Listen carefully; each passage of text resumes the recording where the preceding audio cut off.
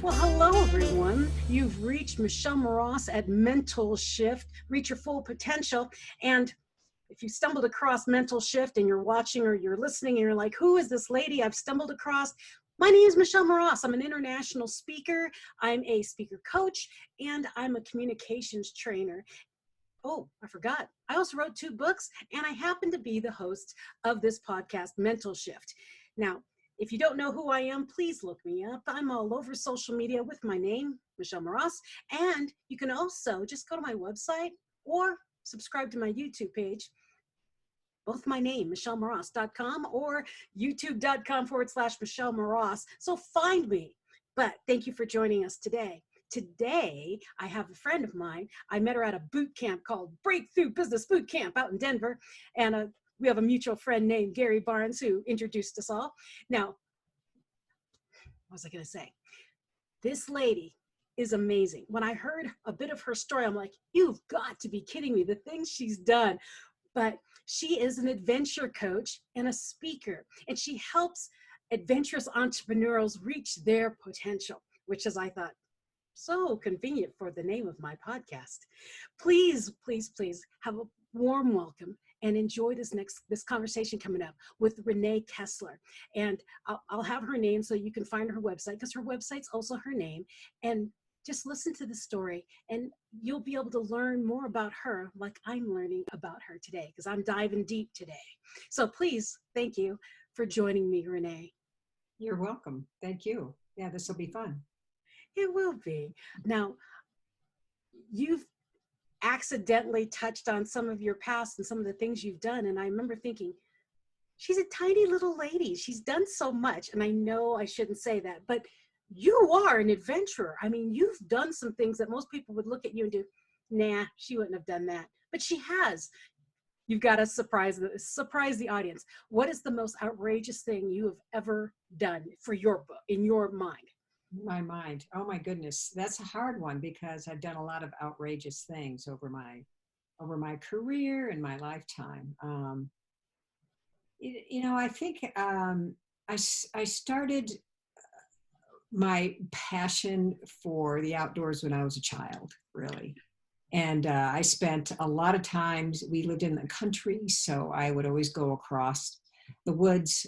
Whether I got in trouble, I would run away to the woods or just wander around the woods at any time I got bored. And I just became very comfortable in nature and by myself, and very, grew in independence. And my other siblings would go too, but oftentimes I would go by myself.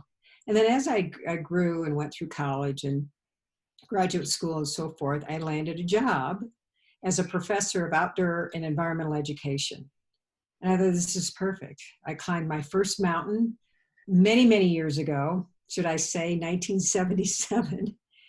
And I wanted to relive that experience over and over again, because I realized it unearthed my passions and what it takes to be focused and determined and enlightened by an experience. And we all have, I shouldn't say we all have them, but many of us do. And we do, then we tend to move in that direction. And I thought, when I got down from that mountain, I woke up the next morning and said, this is what I want to do for the rest of my life. Money's never been a driving force for me, but having the internal drive and the passion and the inspiration makes me feel alive. And so that aliveness is such a cool thing to, as a speaker, as you well know, and as a coach. If I'm not inspired and if I am not enlightened by other people or what I've done, then I become just an everyday kind of drab mediocrity kind of girl. You become complacent, and that's not you. Yeah. So much so that you wrote a book, and it's called 15 Empowering Steps to Reach Each Summit. Did you hear the whole mountain reference, guys? 15 Empowering Steps to Reach Each Summit. Now, tell us a little bit about your book, because it's definitely, oriented on your passion for outdoors and mountains. give us a bit of a little history. Well, the idea of summit is a metaphor for everybody reaching their potential, their desires, their dreams, their goals, their calling, whatever it is. And so I use some references to climbing in that book. And so each step is about, how do you get there? There's a lot of people out there that I would say don't really know what they have or where they're going or what they want to uncover. Mm-hmm. And so it starts at the very beginning. You know, the first step is, let's try to identify what that summit, that desire, that calling is, because it's there. It's in all of us. It's in everyone. It's trying to help people identify what that calling and summit and desire is. And then, narrow it down to that. And then that's chapter 1. And then every chapter after that is about, you know, your why and your vision and your imagination and your faith and, you know, your internal compass, you know, what it means to get to the top. Don't self-sabotage yourself. And you get to the top and you can't stay there, because, you know, in order for you to learn, you have to get back down, reflect on your experience and whatever that summit is, and then move on to the next summit. So it's, I think about, when I wrote it, I was thinking about all the climbs I've done over the years, because it takes one step in front of the other to get to the top, right? Yeah, no question. Do you have a number of how many summits you've actually made? Oh, a zillion. I've done big ones. I've done a lot of big ones around the world. I've done Kilimanjaro a couple of times, and I've been to Nepal 5 times, and I did a big peak just recently in October. And I've done Mount Kenya, and I've done Mount Hood here in the States, Mount Rainier, Mount Whitney, which is the highest in the lower 48. I've climbed in South America and in Mexico. I mean, really around the world, and Chile. So it's, I have quite an adventurous spirit, and I'm really glad that I do. Dude, it was amazing. When I met you at that boot camp and you stood up and you said something about, you know, climbing Kilimanjaro or something, I went, what? I mean, I caught you were a professor, and I never caught anything else. And then when you said what you climbed, I'm like, the amount of endurance it takes to climb any mountain, let alone the gigantic ones you've done. It was like, wow, I want to know this lady. I want to know more about her, because like you said, you've used an analogy through your book about summits and mountains and climbing and the preparation. It's actually, there's a lot of physical aspect to it, but it's more of a mental thing too. And that's what a lot of people don't realize is every summit you want to reach, or your goal you want to reach, it's more mental than physical, because your body will want to give out, but if your brain doesn't, you can keep going. That's right. That's true, and everything. But you think about, I think about your life and all the things you've had to overcome.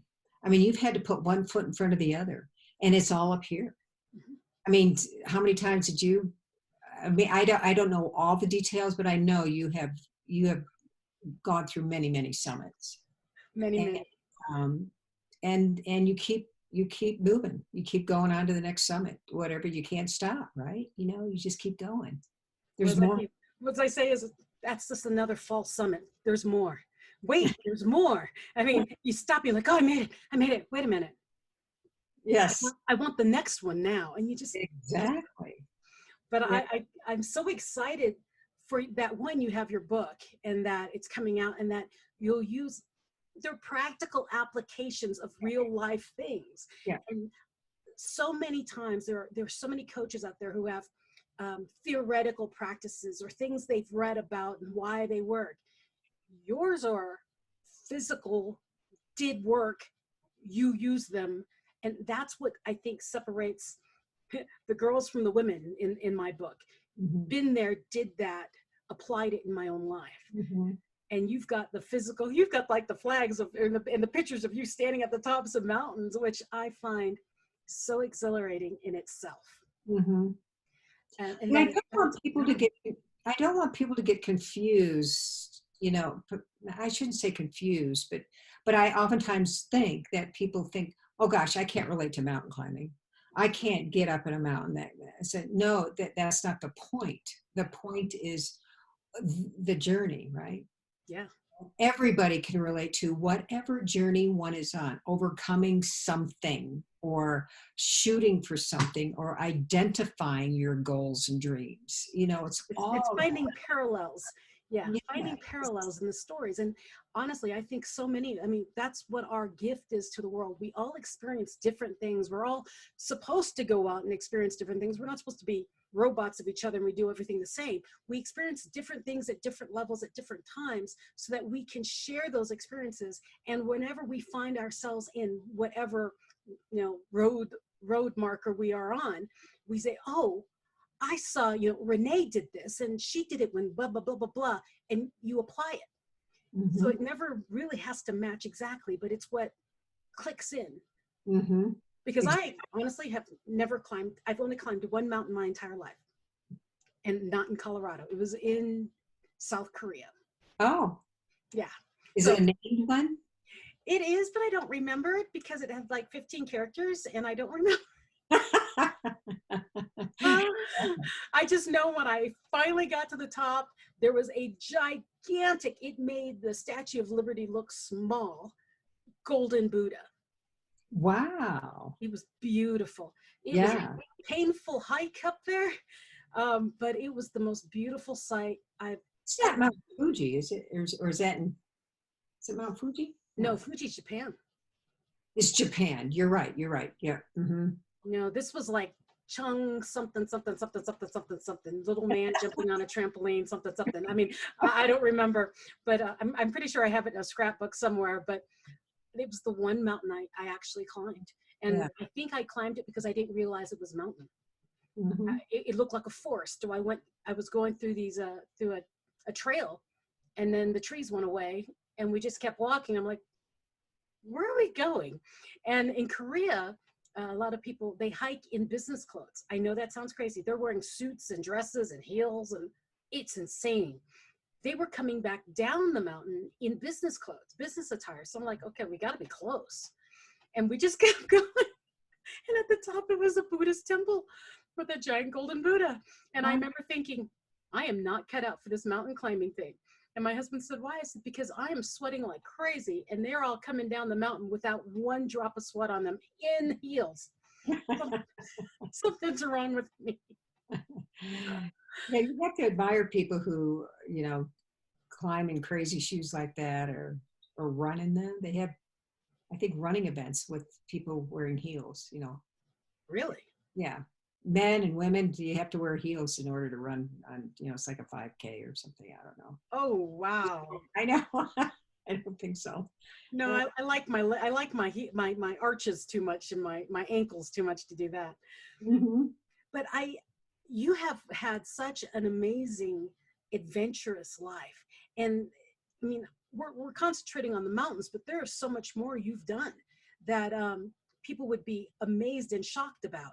And what I want them to realize is everyone's life is a journey, and in everyone, like you said, everyone has a summit in their life. Everyone's got, the lower ends of your mountain where you start wanting to give up and you haven't even gotten to the top yet.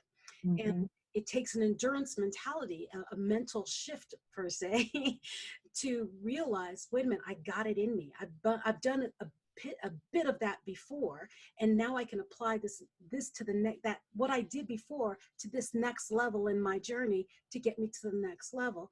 And like you said, once you get to the top, you do, wow, this is great. Well, you need endurance to get your butt back down. So don't celebrate too soon, because you still need to find the other way out. And that's where you learn the most, is at the base of the mountain. And people think you learn the most at the summit. I disagree. You have to get down, take it all in, reflect on what you've just learned and gained, and then apply it for the next summit. Because at the top, you're elated, you're euphoric, you're like, I've done it, I made it, yip yah, and you're celebrating. But you're right, it takes energy to get back down. And that's where you take the time to really absorb what just happened, make some sense out of it, figure out what you would do differently the next time around, and then move. And that's leadership too. It's developing, what you're going to do the next summit. Are you going to make some changes? Are you going to alter the way you've created that path to the next one? So there's so much to learn from that. And of course, we're all biased in our own little gifted ways. But nature speaks volumes to me. And I think if people listen, can really speak volumes to people just being outside, being in awe of watching a little baby hummingbirds hatch in a nest, their tiny little eggs, or just watching the snow come down and walk in it, walk in a storm, that kind of stuff. And then just like, wow, hard to get out in that storm. But when you're in it, you think, wow, there's some value to this. It's not so scary when you're in it, when you take the time to not be afraid of it. And again, that's metaphors to everything, isn't it? I think. Yeah. It is. Mm-hmm. Honestly, with me, with my coaching clients, when they're stuck, I tell them, go for a walk. Go for a walk, a nice long walk. And I'm not saying look down at your feet. I want you to look around you as you walk. And as you're walking, ask the question that you're stuck with. Ask it. And while you're walking, I can guarantee you, and I don't know what kind of mojo that is, but you will see an answer in the way a tree is bending that day, or the way a bird comes down swooping from the sky. You will find an answer in the oddest places, and you'll do, oh, that's it. Yeah. It comes from around you, not inside here. Sometimes it needs a trigger from the outside, and nature tends to do that for me. So I push my clients out, go for a walk. And one of the other things I really, like you said, with the storm, walking in the storm, I grew up in the Philippines, so I'm very used to torrential rainstorms. And I remember learning so much from going into a full rainstorm. Now, those of you who've ever been in the tropics, you understand full rainstorm when I say that. You cannot see 3 inches from your face. It's coming down that hard and that fast. And I remember it hurt, but I was outside in it and I was watching the raindrops, big drops coming from the sky. And as painful and hard and huge those drops were, if you looked, they kind of slowed down as they were coming at you. And you can examine each droplet as it was coming down onto your face as I was looking up. And I realized when I'm in my storms of life, sometimes, it's scary to be in there. But if you stop and get quiet, you can examine everything that's hitting you. Yeah. There's something to learn from it. Uh-huh. Yeah, I like it. Yeah. We're speaking the same language. Okay, because it's a nature thing, and it's a nature thing. I think that's why people, when they say, "Oh, I'm out," I'm writing my book. I went out into nature. Good. Mm-hmm. If they say, I'm writing my book and I'm sitting in my office, I do. Yeah, that's going to be difficult. That's going to be a long ride because it'll be stenting you. No, not stenting. Stifling you. That's the word I was looking for. Yeah, and it lends itself to informality. So connecting with people in the outdoors is pretty amazing as well. I've done some solo experiences, like extended backpacking experiences. I did backpack the John Muir Trail as a retirement present to myself from my former job as a professor. And it was in California. It's from Yosemite to Mount Whitney. And I did that by myself in the wilderness. It took me 18 days. And I chose to do that because I wanted to be by myself. I wanted to be in the wilderness because I think that is it speaks to me. Nature speaks to me, and being quiet. You learn an awful lot about, what is being spoken to you, my faith, all of those things. And when you meet people on the trail, you don't talk about, well, what do you do for your living? What do you, the typical things you do when you're in civilization. People get right down to the core. So, why are you doing this? And what does it mean to you to be on this trail by yourself as a female?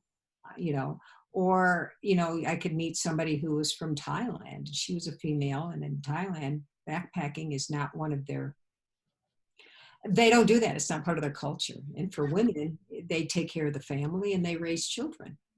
Well, she escaped that, and she was one of them that I met, and had never been to the United States, doesn't backpack, threw on a backpack, and off she went. I gave her so much credit for stepping out of her own culture and saying, this is what I want to do, but defying her family and her culture by doing this. So, I thought that was pretty interesting. So Great. I had some really interesting conversations with, people that you don't, typical conversation you don't have with people generally, but in the outdoors, it brings out some depth. I like that. Yeah. You will never see me on a long hike like that, just FYI. Are you sure? I'm quite sure. I love to be out there, but not at night. I'm a little afraid of that. I think I used to love camping. And I think the one night the next morning I woke up. That night I heard noises. No big deal. The next morning I woke up and there was bear poop right outside my door. I'm like, yep. Like, think of a flimsy tent. Yeah, I was just thinking, if I had any food in here, I'd be gone right now. And then I started teasing. I did a whole, I guess I would call it a stand-up routine, but I was joking about being a human burrito for the bear in the woods. And, why would I do this to myself? And I stopped camping because of the fear of being eaten by a bear. And my husband's like, really? That's what stopped you? I do. He was right outside my tent. In the Philippines, we had snakes and spiders. We had big creatures, but nothing that would eat us like that. Nothing harmful. Yeah. No, they were harmful, but they had to get in, and I wasn't worried about a snake coming in or anything like that. I don't know, something with big, sharp, pointy teeth that kind of messed me up. Creepy crawlies I could probably handle, but big, sharp, pointy teeth kind of stopped me.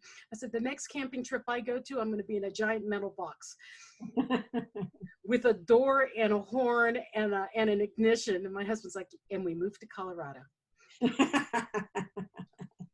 Oh, that's funny. It's funny, huh? How things kind of shifted in my brain. It was like, that was close. Can I ask you questions? Sure. Okay. So how did you get here? Were you born and raised in the Philippines? I was actually not born and raised. I was born in Fort Dix, New Jersey. Okay. And then moved to the Philippines before I was, I think, 6 months old. And then I was there for 15 years. Okay. And moved to Omaha. But the reason I got to Colorado is my high school sweetheart joined the military. And we've been hopping the world as a military couple. And my sister moved here, then my baby sister moved here, then my mother moved here too. And I figured all the sisters were here. And when my husband got offered a job out in Colorado Springs, I said, my sisters are there. My mom is there. Yeah. So we came out here and fell in love. I mean, we've been around the world. And Colorado it had everything we liked about everything else, except it didn't have an ocean. And then we realized Colorado Springs has an airport. We can get to an ocean. We liked everything else. So we stayed. Oh, it's gorgeous. Yeah. Yeah. I love Colorado Springs too. Yeah. I'm from the Chicago area. Really? Yeah, originally. But I haven't lived there in 100 years. But, and I moved around the country. I lived in Wyoming. I lived in Texas. I lived in Virginia. I lived in Michigan, for various, graduate school and that sort of thing. But I'm a Western girl. My heart's in the West, and I love the mountains. I just need water. Yeah. But right now, the snow on the peaks is water enough for me. They're gorgeous. Yeah, yeah. Mm-hmm. But I just enjoy the journey of life. Mm-hmm. And, no, I don't climb mountains, but my husband climbs mountains, and then he tells me about it. But yeah, my thought about it all was, to each his own of what they enjoy. I love the pictures from the mountains now, but I'm a ground person. I can walk for miles and miles and miles. I mean, I love to walk, but and I love hills. I know that sounds weird, but I do. I like the inclines. I like the incline. I just don't want to go past that. For some reason, I don't want to go higher. I can't remember the mountain he went up to, and I went, no, I don't want to go, and I'm so glad I didn't. But it's here in Colorado Springs. My husband brought me by it, and it looked like Mordor from Lord of the Rings. It was this big jagged mountain. And I went, you're going to climb that? He goes, no, we're going to climb that. I went, no, that just looks so ominous. And the day he went and climbed it, they were like halfway up the mountain, and there was a lightning storm. Colorado, for those of you who don't know, is known for lightning storms about 3 o'clock in the afternoon in the fall. And during the fall seasons, for some reason, it likes to start lightning storms around 3 o'clock in the afternoon. And they were only halfway, like maybe a quarter way up the mountain, and they had to turn around because of all the lightning strikes on the mountain. Is that common in mountain climbing? Oh, yes. Really? Yeah. That's why when people do peak ascents, they start early in the morning. It depends. Kilimanjaro was midnight. So you want to get up and down the mountain before the snow gets too soft. And, if it's a snowy peak, or, weather tends to move in after noontime and early afternoon. So you want to get up and down off the peak. So you leave the crack of dawn, depending on the mountain. Oh, yeah. The reason I brought that up was there's actually science behind all of it. In life, as you're going for your ascent of whatever goal you're after, one, you have to have a plan on how to get there, right? And then you also have to have a plan on what if things don't go the way they're supposed to be. Mm-hmm. So you don't just willy-nilly go towards a goal and do, gosh darn it, I'm just going to go straight. No, you've got to plan for, okay, I need water. What if such and such happens? Do I have enough food to get up there? I do need energy, but I don't want anything that makes me sleepy. I don't want it to be heavy. There's planning that goes on goal set. And that's why, I come back to why I'm trying to get to. Having a coach in your life is so important. Mm-hmm. Because you need someone who can see from outside of you and see the path you're going on. Because when you get excited about something, let's say reaching the top of that mountain, your only thing you have in your mind is, I'm going to get to the top. Right? In life, I'm going to get to that top.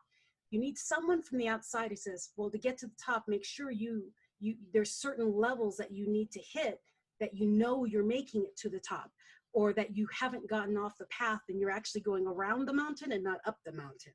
Mm-hmm. Right? Uh-huh. Exactly. Yeah.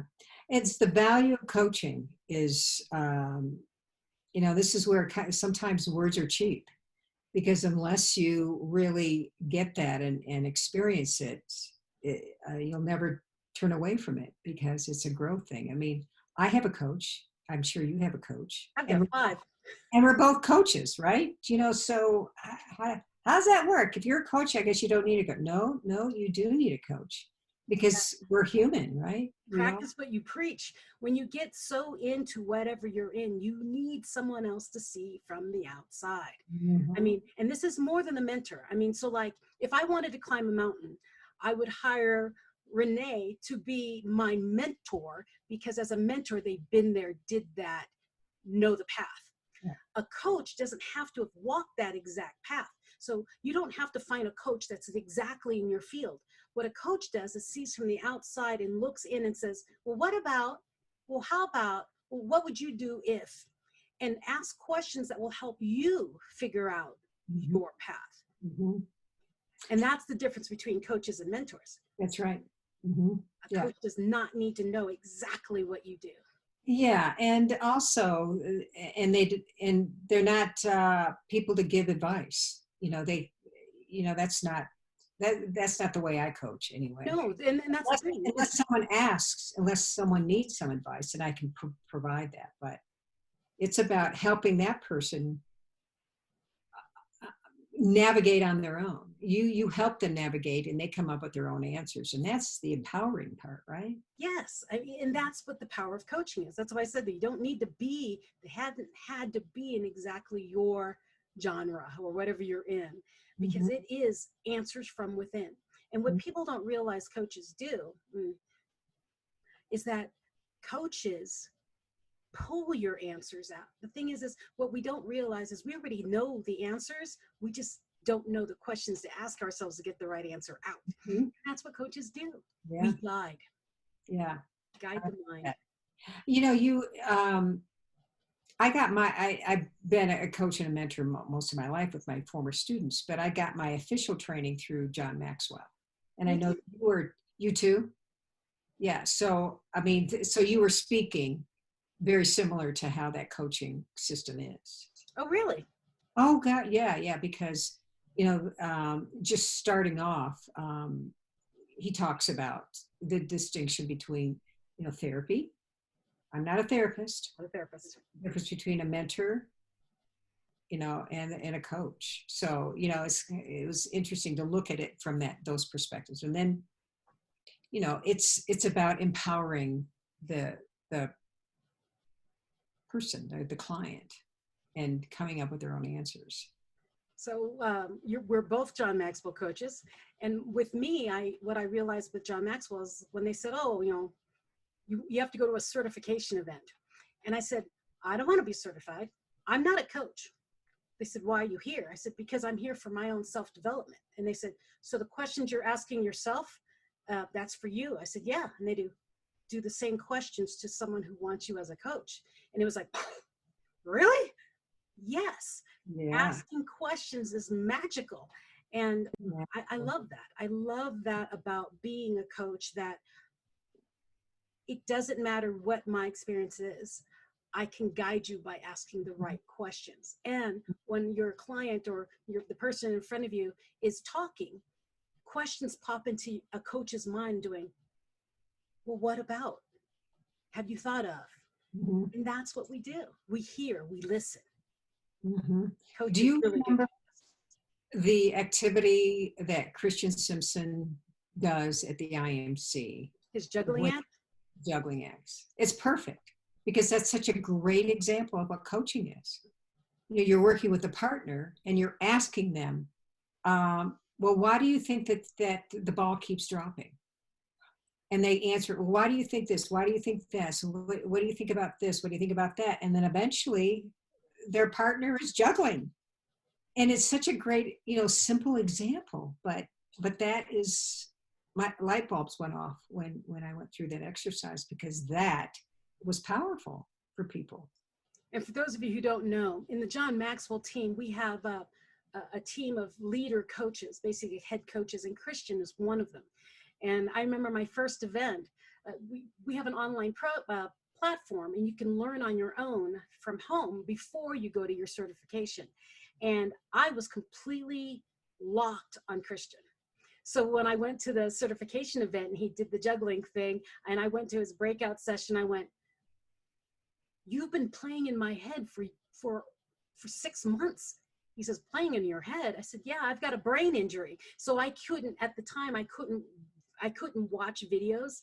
And Christian's a very mellow man in his videos. He talks like this. And my brain just couldn't do the voice and the face. So I downloaded just the audio, and I was listening to him at night. And so when I got to his breakout session, I remembered everything he had said. And I said, you've been playing in my head for months. He is. I had to explain to him that I'm not crazy, but just the way my brain works nowadays. But yeah, I joined the John Maxwell team very shortly after my brain injury, right when I found out. Actually, I was at my certification event when I found out I had a traumatic brain injury, because I passed out in opening ceremonies. Oh, you did? Oh, God. Oh, the lights. Oh, yeah, sure. Yeah. Yeah. And the music, and yeah. The whole room was vibrating, and I was like, yeah, this is great. And I went, dunk. The next thing I knew, it was, oh gosh, someone found me outside and picked me up. Ed DeCosta. Oh, okay. He found me outside with another John Maxwell coach, and she was trying to figure out what was going on with me. She knew I had a brain injury because I told her when I got to my table, and the two of them got me back up to my room because I couldn't see. And that's when we found out I had a traumatic brain injury. Oh, gosh. Isn't that funny? Yeah. Did you stay for the event then? Mm-hmm. Oh, you did? Yeah, I just didn't go into the room for the openings Yeah, because the yeah. lights and the music were messing me up. And Mhm. then for the rest of the sessions, I would keep earplugs in because my ears were too sensitive. So I could hear them, but it wasn't too loud. Yeah, yeah. I found workabouts because I want to get certified. I came all the way out there to Florida. I was by golly going to get certified. I went through all the online classes already. Yeah, absolutely. Determined like that. Hmm. Good. See, you could be a climber. I know. The other Renee out of the boot camp wants me to go climbing with her more. So let's see what happens. Okay. Well, Who's the other Renee? April Renee. Oh, April Renee. You're right, right, right. Yeah, April Renee. Hmm. That's why your name always messes me up because I see, Renee, the Right. regular Renee, not the Uh-huh. German Renee. Right, right. No. Talk to Well, my parents about that. Mm. no, I love the way your name is spelled. That's pretty cool. Wish Yeah. I knew you before so I could have named one of my kids that. That's beautiful. So for those of you who have just stepped in and you're just now listening and you're like, who is Michelle talking to today? I'm talking to Rena Koesler, and she wrote a book called Achieving Your Potential, 15 Empowering Steps to Reach Each Summit. And although she has an analogy with mountains because she's a crazy, crazy, wonderful mountain climber, it applies to all life. And that's why I wanted her on the Mental Shift podcast, because I wanted to share, one, that she has a book with 15 steps that are applicable to anybody. And that two, she's just a really cool lady that you wouldn't normally stumble across and not realize what you would have met her. And she would have said, yeah, I used to be a professor, but now I'm retired. That's how she introduced herself to me. So that's all I saw. And then she was, oh yeah, I've climbed Kilimanjaro and I've climbed this and I'm climbing that. I'm like, you held out on us on what you really, really did. And she's just so modest about it. And that I wanted to share her story because she is an adventure coach and she is a speaker. And what's amazing about it is, one, she's a really good speaker, but what you don't realize with, she calls herself an adventure coach, is life is an adventure. And that's why I really liked all of that. I'm like, life is an adventure. You do the whole thing. That is amazing. Hmm. Now, Renee, I have to ask you one last question. Sure. What bit of advice would you like to leave with the audience? One tidbit of something that kind of resonates with you, that keeps you moving towards your summits and back down. What could you share? What would you like to share? Well, I think these are challenging times, right? It's altered the way, oftentimes that we think and how we behave and how we conduct our daily schedules have all been, disrupted. And I think, people say this, but it's stay the course. Um, we will get through this and we will be resilient beyond this. And if you are a person who is listening to this and sees your life as a glass that's half full, then by all means, pass that on to other people who see the glass half empty, because you have a gift to pass on to other people. Everybody has something to give to someone else, and everyone has those gifts. So it's about recognizing those and tapping into those so that you can be something to other people and not just yourself. And we'll get through this because we're a team of people. Whoever your team is, you rely on other people. You're not an island. You got to get through this with other people. Can't do it by yourself. That's awesome. Thank you for sharing that, because yeah, we're all in this together. Universe unplugged us and now they're about to reset us, and we now know that it doesn't matter if we're black, brown, green, orange, purple, rich, poor, third world country, first world country. We are all human and we're all on the same boat. Reach out to people. You're not an island. We're in it all together. So please connect with Renee. Find her book, go get it. Go to her website. It's her name. So her name is is at the beginning of the podcast, and it's also in all the descriptions. But her name is Rena Koesler, and it's www. I'm going to spell it because it's German, so it's spelled different. www.renakoesler.com. You'll see it at the beginning of the podcast and in the descriptions. But go to her website, find her, and can they find your book on your website?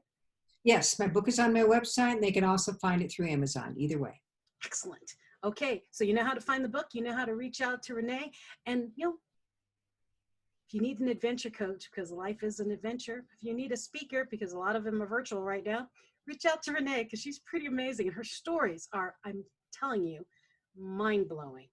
Have a great weekend, everyone. Have a great week wherever you are in the world. Be the best version of you. And if you really want to do me a favor, subscribe to the YouTube channel and to the anchor.fm/MentalShift and share this with your friends. Because right now we all need a little guidance up our mountains as we reach our different summits. Because right now we all got to a summit and went, wait a minute, there's another peak out there. So welcome to the world, and everything's fine. You're not an island. We're on it together. Have a great week and be the best version of you.